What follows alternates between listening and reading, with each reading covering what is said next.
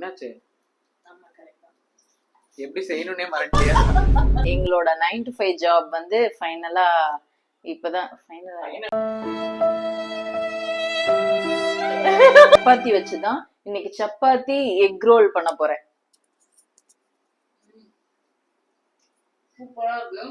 Side dish தனியா பண்ண முடியாத டயர்டா இருக்குல்ல சம்டைம்ஸ், அப்ப வந்து இந்த மாதிரி பண்ணி சாப்பிட்டா டைமும் சேவ் ஆகும் நமக்கு. Hello, welcome back to Brindhakanthan vlog. இன்னைக்கு வந்து நம்ம என்ன பார்க்க போறோம்னா, எங்களோட 9 to 5 ஜாப் வந்து ஃபைனலா இப்பதான்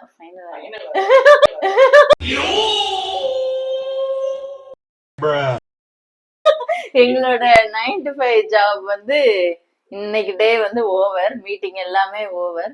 ஸோ மீட்டிங் எல்லாம் முடிச்சுட்டு 9 to 5 தான் பேரு, ஆனா முடியறது 7 மணி. முடிச்சுட்டு நாங்க ஜிம் போயிட்டு வந்துட்டோம். போயிட்டு வந்துட்டு குளிச்சுட்டு ஃப்ரெஷ் ஆயிட்டோம். இப்படி ரொம்ப டயர்டா இருக்கா, அதனால இன்னைக்கு சிம்பிளான ஒரு டேஸ்டியான டிஷ் தான் பண்ண போறேன். என்ன தெரியுமா? சப்பாத்தி ஆமா, சப்பாத்தி எக் கறி, சப்பாத்தி தக்காளி தொக்கு, சப்பாத்தி உருளைக்கிழங்கு அப்படிதான் நாங்க சாப்பிட்டுருக்கோம். இது ஒரு ஸ்பெஷல் ஐட்டம் நான் இன்னைக்கு பண்ண போறேன். சப்பாத்தி எக் ரோல் பண்ண போறேன். புது ஐட்டம், ஸ்பெஷல் ஐட்டம்.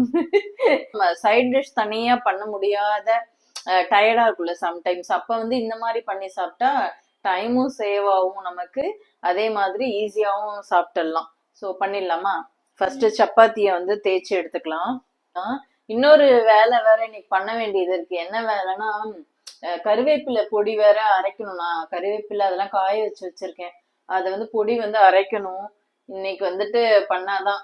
ஏன்னா நான் வந்துட்டு எங்க ஆபீஸ்க்கு எடுத்துட்டு போறேன். என்னோட ஃப்ரெண்ட்ஸுக்கு, என்னோட கொலீக்ஸ்க்கு எல்லாம் எடுத்துட்டு போறேன்.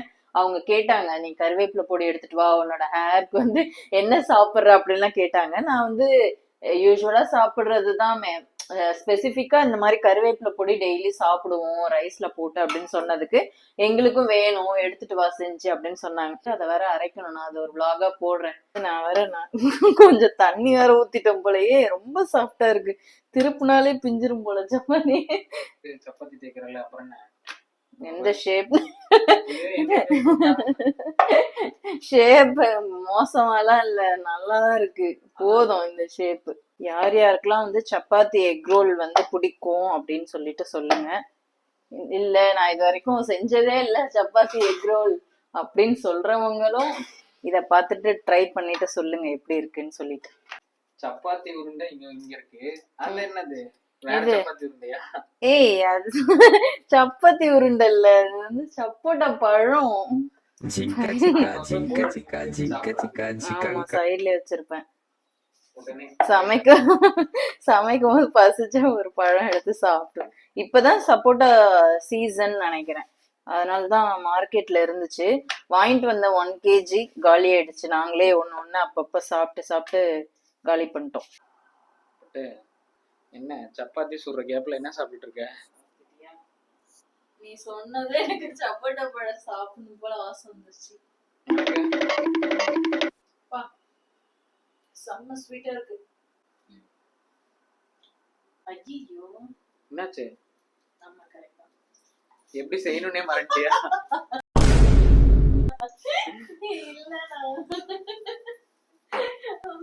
ஒரு செகண்ட் கன்ஃபியூஸ் ஆயிட்டேன்.